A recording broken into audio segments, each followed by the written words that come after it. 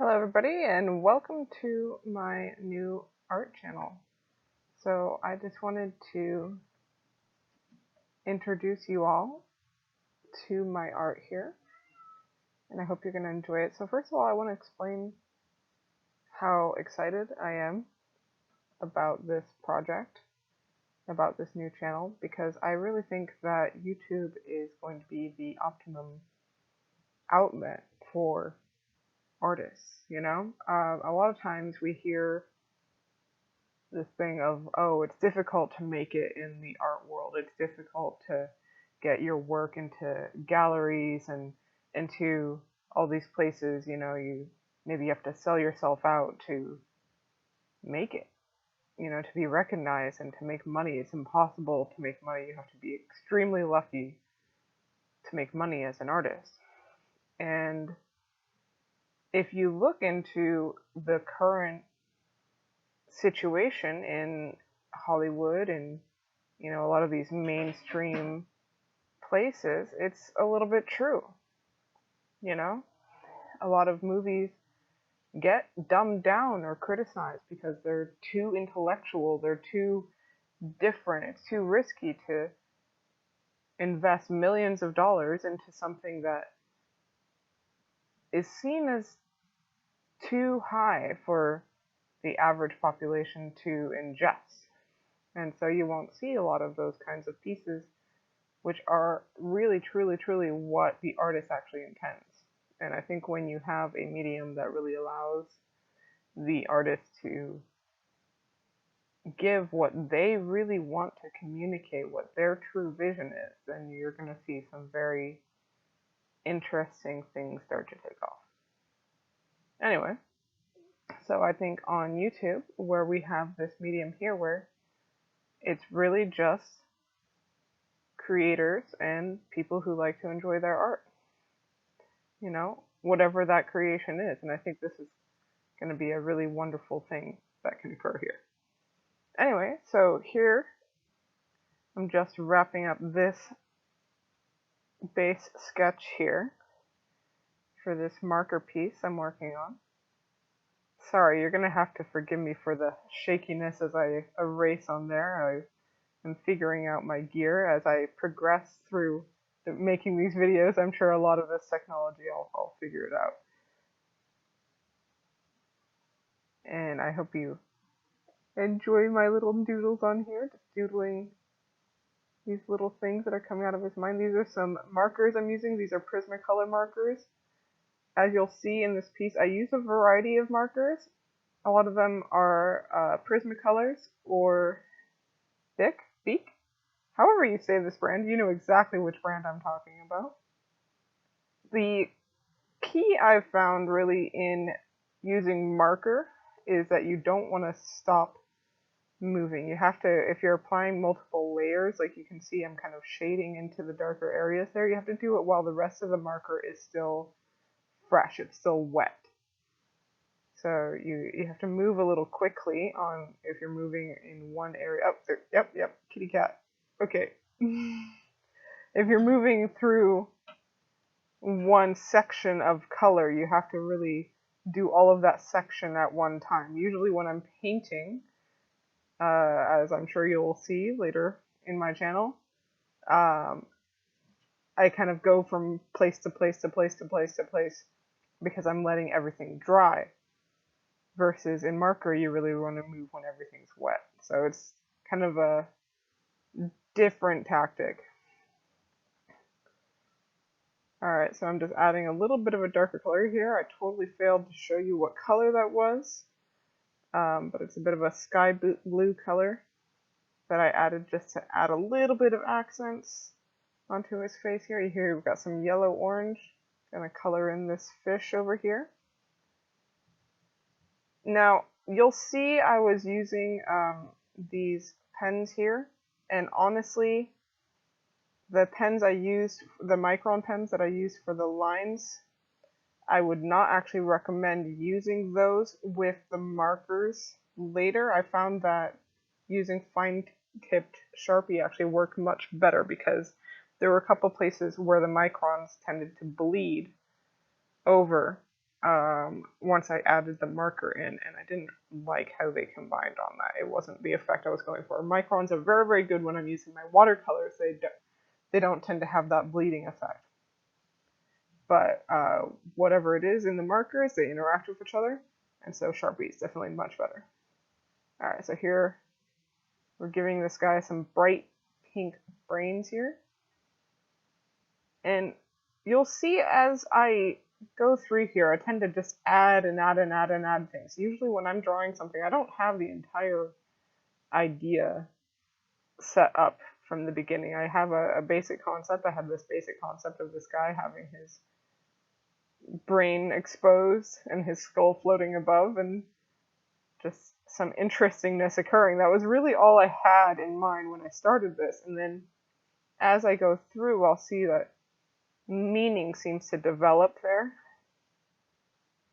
and what the piece is actually about tends to actually kind of develop as I'm going through it. So here, it was kind of a perfect thing, because the meaning of this really came into creation coming out of this guy's mind here. It was very interesting here. You know, he's kind of manifesting some thoughts and some life and oddly fish embryos for whatever reason. But hey, can't apply too much hard logic on this, right? Okay.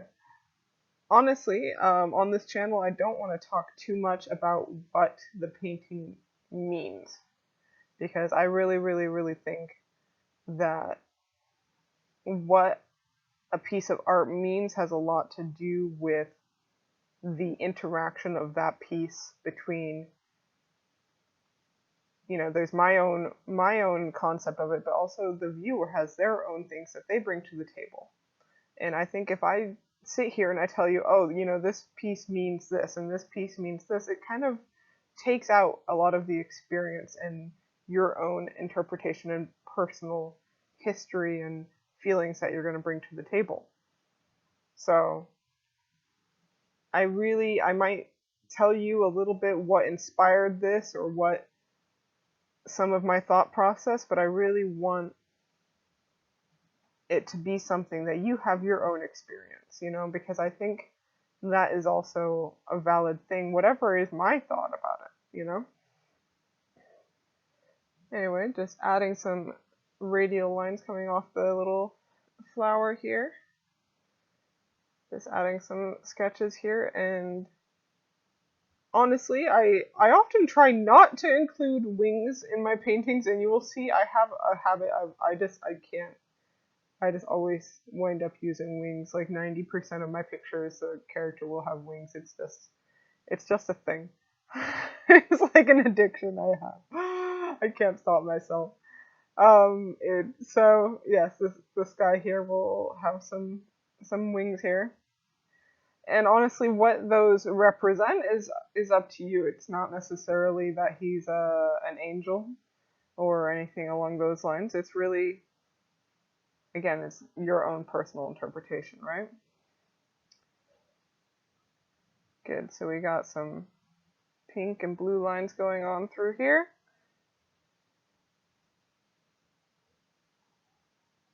And I hope that you're gonna enjoy how this comes out. As I'm drawing it, it's just kind of coming together, and I'm not entirely sure what's coming next. It's an experience for me as well, drawing these things and just kind of discovering it. But it all seems to always work out in the end. I kind of like that process. You know, I never really got into this thing of drawing the same thing over and over and over and over and over like I see some artists do.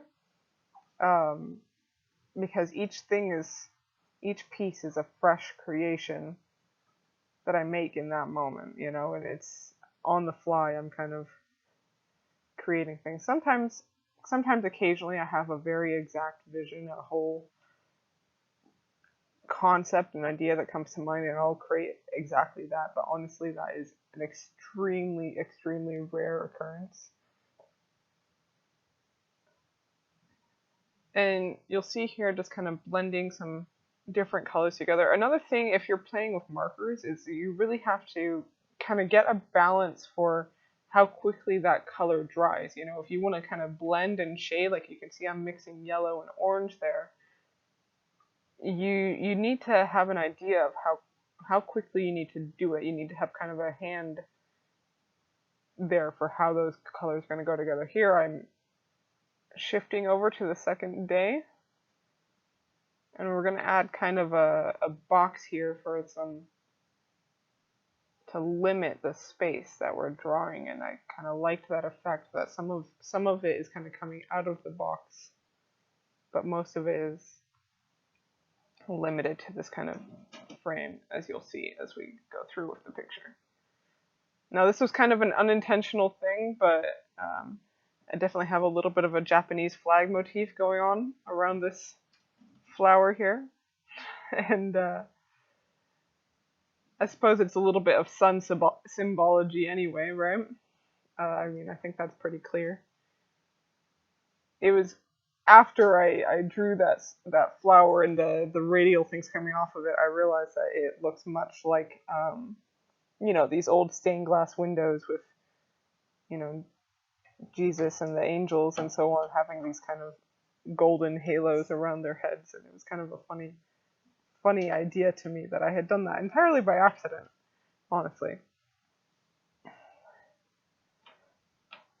Alright, and so in here, as I added these other blue colors, I wished I had kind of set up a smoother transition. I should have tested these colors a little bit better. It worked okay, but it wasn't quite the transition of colors I was looking for. Mostly in the bottom here, when I add this green, it was just a little more green than I was anticipating. I really wanted a bit more blue going on here. But in the end, I still liked it. Just kind of filling in all of the positive space that we're going to have here in this square. Now, a lot of people will sometimes ask me, you know, oh, did you go to school for this? Did you learn this? And I never took really like a college course in art. I never took a professional course. You know, I've taken art classes from here or there, but most of the time, and I guess maybe this sounds a little conceited or something, that's not really how I mean it, but the classes I took didn't particularly help me, except as having a place and a time to do creative things. There were some bits of advice here and there that I found, okay, that piece of information, that technique, that's a useful thing, but for the most part, it's been me kind of figuring things out by myself. If I want to learn a specific technique, I've gone online and learned it from people that know it.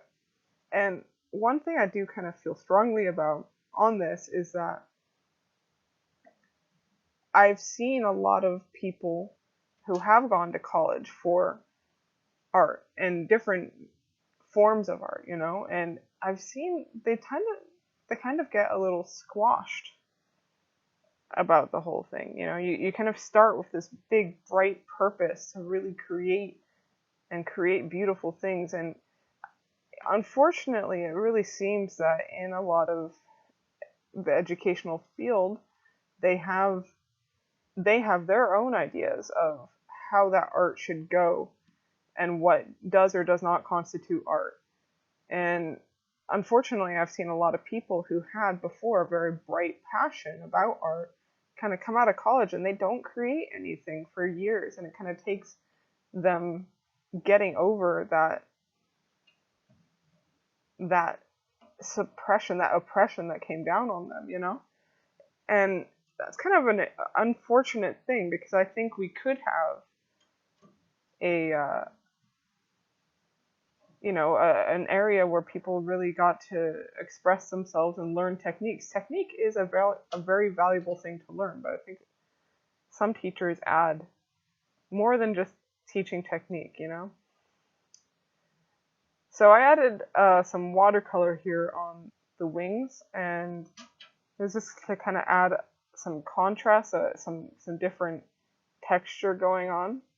Now, a lot of times with my wings, I will make them much more detailed, but I felt like this guy is kind of ultra polished, you know, he doesn't really have any texture to his skin. He's a very smooth sort of creature, and so I didn't add too many, you know, individual hairs of the feathers or any individual little grittiness that I might have otherwise.